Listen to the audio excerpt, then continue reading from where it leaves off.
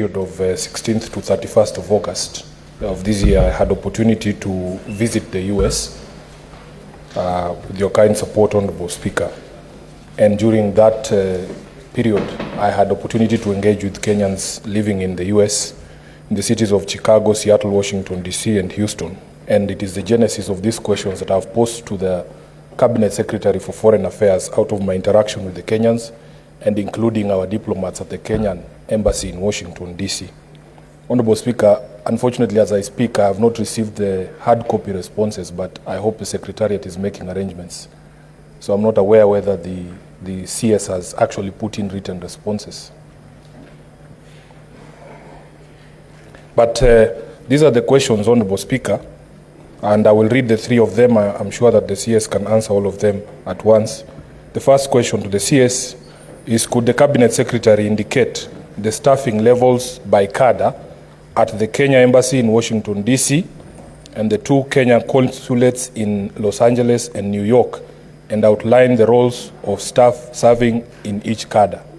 First aspect of his question, to indicate the staffing levels by cadre at the Kenyan Embassy in Washington, D.C., the two consulates in Los Angeles and New York, and then outline the staff, the role of the staff. I wish to say that in the hard copy, in the response I've given, I've tabled the details of the home-based staff, indicating the authorized, the in-post, and the variants. I've done the same also for the other agencies. That is the Defense Attaché, the Education Attaché, Foreign Relations Officer, Trade Attaché, and Immigration. So in total, there's an indication, we indicate that the authorized is 17, but we have a deficit, and the authorized, the in-post is 14. So there's a variance of 3. I've also indicated in the permanent UN mission, I've also indicated that there is an immigration officer attached there to handle the consulate services. Mr. Speaker, sir,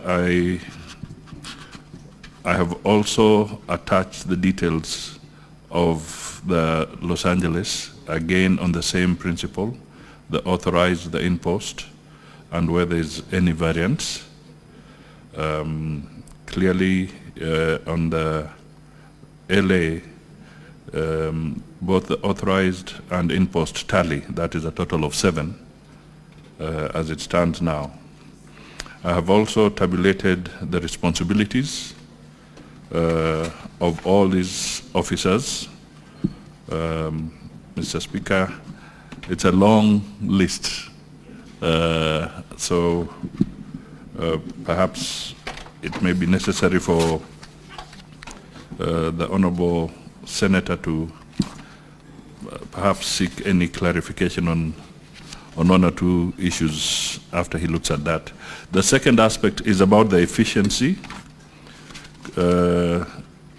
Explain how the staffing levels have impacted the operational efficiency of the said diplomatic missions, and clarify whether there are any plans to deploy additional staff. Mr. Speaker, definitely staffing levels have a direct influence on operational efficiency by affecting workload distribution, response times, and the overall capacity to manage diplomatic tasks.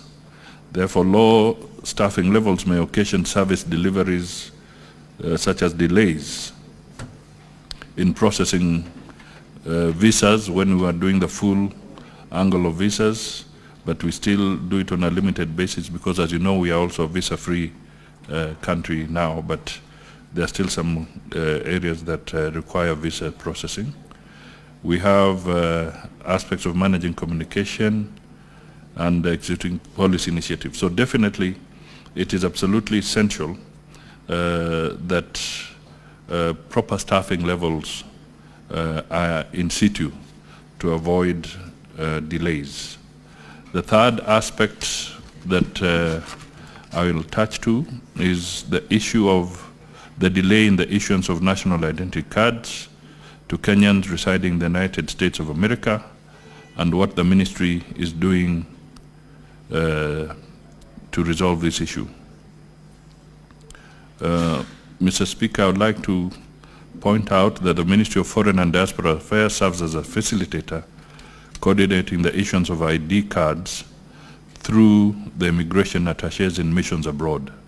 In this case, identity cards are processed at our embassy in Washington, D.C., which is also in charge of the consulate in New York that processes identity cards for Kenyans in the eastern side of the U.S., and the consulate in L.A.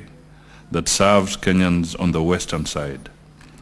Mr. Speaker, some of the challenges that have occasioned delays include the following: issuance of registration on e-citizen, where the system sometimes rejects foreign numbers, where the one-time password has to be sent to the particular phone number used for the registration.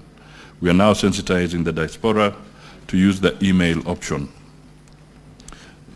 B, we have the processing of ID cards is entirely manual, and verification of all applications has to be done by the National Registration Bureau. This causes a bit of delay, especially at missions that are not well staffed. In addition, in the event of queries, the request has to be channeled back to the mission to seek clarity from the applicant. I also want to bring to the attention of the Senate that the court case brought against the Maisha number did cause a general delay in identity card processing for both local and international applications. However, since the signing of that court order on 12th August 2024, processing and issuance of ID cards has now resumed normally. There is also an interesting scenario where some of the applicants have not collected their national identity cards and passports, which have been finalized at our missions. As of now, for instance, the immigration in New York has in its storage 8 ID cards, which the return mailing address given by the applicants were wrong and had been mailed back to the mission. Emails or calls to the applicants could not go through. Therefore, we still hold those IDs. I also would like to point out that through the Rapid Results Initiative by the State Department for Diaspora Affairs, where they, in collaboration with the State Department for Immigration and e-citizens, periodically decentralize the ID processing to other cities away from the embassy or consulates are located. This is undertaken through the Mobile Consular Services outreach exercise, which has seen 2,459 identity cards processed in outstations in Seattle, Atlanta, Minnesota, Dallas, Boston, and Houston. Another phase of this mobile consular services is being planned for the third quarter of the financial year 2024-25. On the issue of the e-citizens and the challenges of the OTP versus foreign cellular numbers, the Principal Secretary for Diaspora Affairs